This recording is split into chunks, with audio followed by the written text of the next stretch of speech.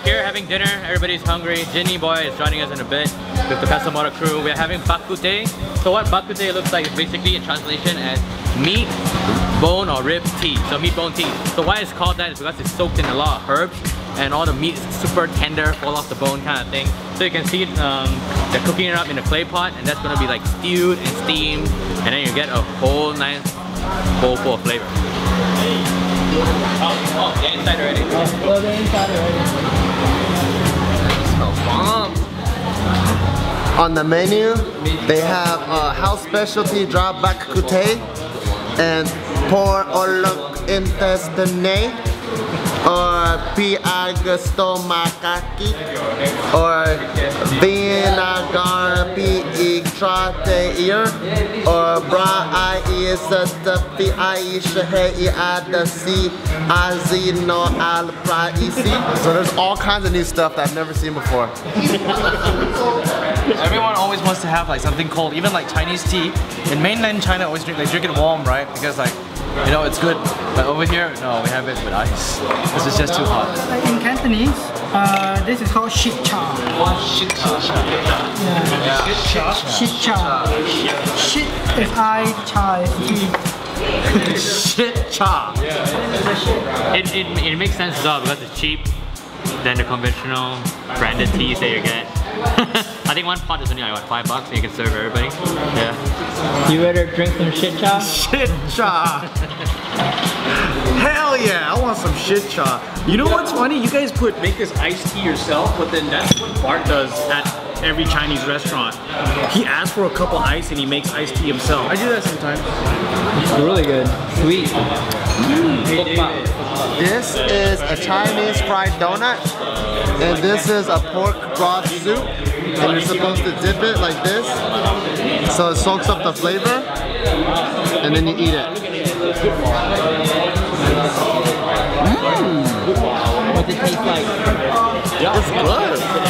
So it's pork broth, and then there's all these herbs in there that makes it like this really perfect combination. I don't know the words to describe the soup, but the best way to describe how the soup tastes is this.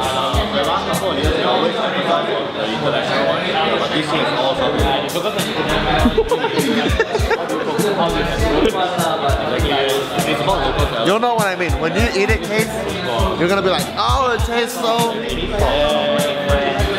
Pepper, a lot of garlic that they marinate, they put together in the soup, they boil it for hours, garlic, onions, a lot of pork to bring out the pork flavor from the bone marrow. So all this infused together to this pork tea. Yeah. This is basically a dried up version, or like they will stir fry it with sauce, hoisin sauce, soy sauce, dark soy sauce, and stir all the meat that was boiling in the pork bone soup. They'll put it in, they fry it up, put some of the soup in it, fry it with a couple of veg, more garlic, more flavor, and that's what it turns out to be. This beautiful black hot mess. Yeah. This shit just looks like a black piece of blackness. Yeah. So this is the conventional one. That normally comes with the really thick broth that was poured in. So you can choose. One thing good about bak kut teh is that you can have it with different types of meat. So this one is just like the main char siu style, which has the meat and the fat. That one is just pure stomach, according to people's taste if they like it. So this one I think is a mixture of all the different types of pork. Yeah, ribs, the pork knuckle, intestines and stuff like that. So that's the more traditional one. So how you eat it is you just take the rice. If it's a dry one, you just put it into the on your plate. That's fine. And this one, what people like to do is they will drench the rice with a lot of the sauce. All pork, 100% pork. Thank you. Yeah. There you go. Yeah. Because this is like a really like crunchy donut, so people like to do that, soak it in, leave it in. They soak it in. Just leave it in there. So that it soaks up all the sauce and like, makes it really nice and soggy, and when you eat it, all the flavor comes out, all the hot liquid comes out into your mouth, and just an awesome taste. Yeah.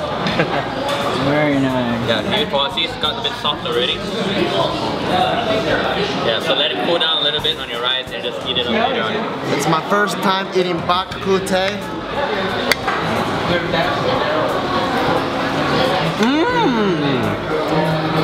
Baku party in my mouth. This one is like a pork with the pork skin still intact. They told me they made this sauce for me. It's garlic, chili, and black. Oh, that's really good. That's like bacon stew. It's so good.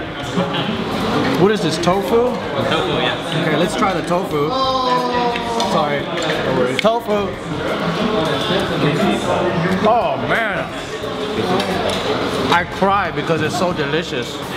Bok choy to make the healthy boy. I'm not even saying this just to be like, oh, this is good. But I will assassinate 30 people to eat this food. Some people like